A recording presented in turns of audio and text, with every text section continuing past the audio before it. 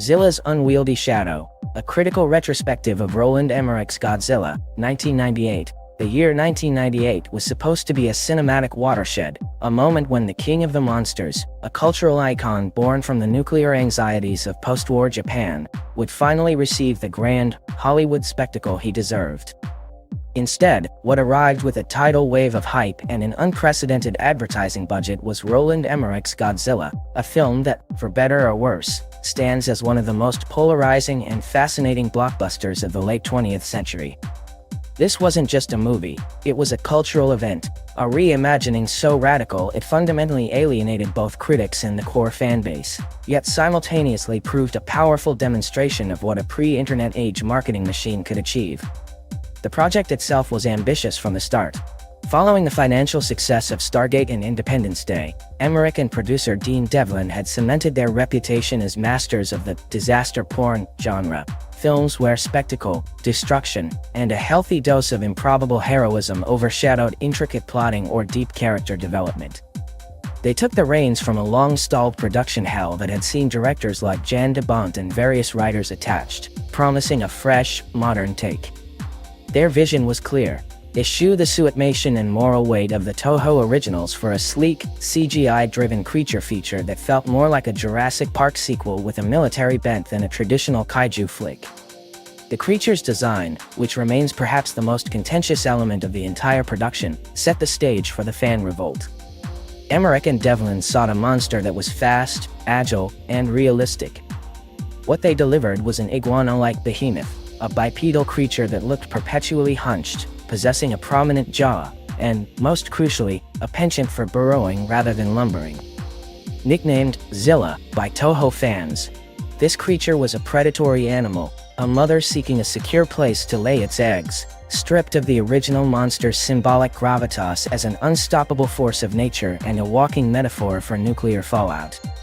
The film's narrative, a frantic chase through the canyons of Manhattan, centers on Dr. Nick Titopoulos, a worm specialist improbably tasked with tracking the creature, alongside a bizarrely cobbled-together team that includes the French Secret Service, and Nick's ex-girlfriend, a fledgling reporter named Audrey. The plot is less a tightly woven story and more a series of high-octane set-pieces.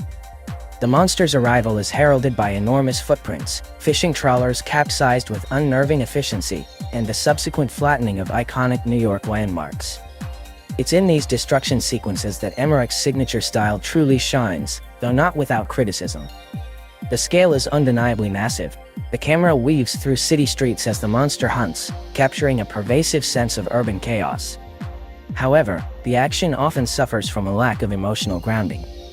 We witness the destruction, but rarely feel the weight of the human cost, a key failing compared to the original Gojira's somber tone.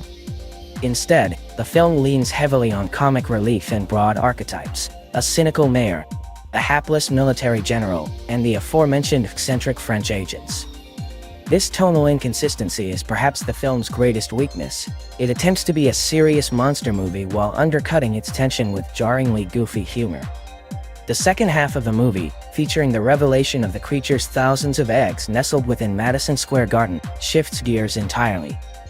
It becomes an alien invasion film, where the heroes are trapped in a claustrophobic environment, battling countless smaller, velociraptor-like babyzillas. This narrative turn confirmed for many fans that the filmmakers simply didn't understand the assignment. Godzilla isn't supposed to be a reproductive threat that can be killed by missiles after being outsmarted into an inescapable bridge. He is an elemental force. The ending, where the main creature is lured onto the Brooklyn Bridge and dispatched with relative ease, felt like an anticlimax that betrayed the immense scale established in the first act.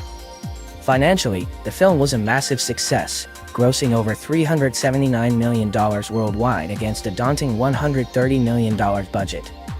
Yet, in the context of its massive marketing push and the sheer weight of its cultural subject, it was widely considered a disappointment.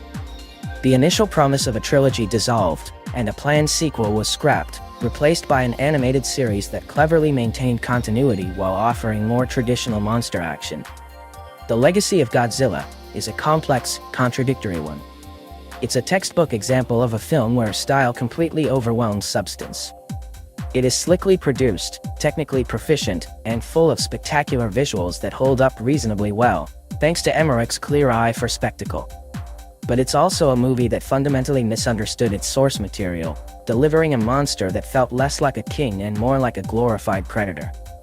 In the canon of kaiju films, it occupies a strange, ridiculed, yet necessary space, the colossal, misguided American attempt that ultimately paved the way for the more respectful, tonally appropriate interpretations that would follow decades later. It wasn't the Godzilla we wanted, but it was, undeniably, the spectacle of its time, a loud, fast, and ultimately hollow summer blockbuster that taught Hollywood a valuable lesson about the dangers of messing with an icon. It is, perhaps, best remembered not as a Godzilla film, but as the origin story of Zilla, the misunderstood iguana that tried to conquer New York and, in the process, only managed to lose its proper name.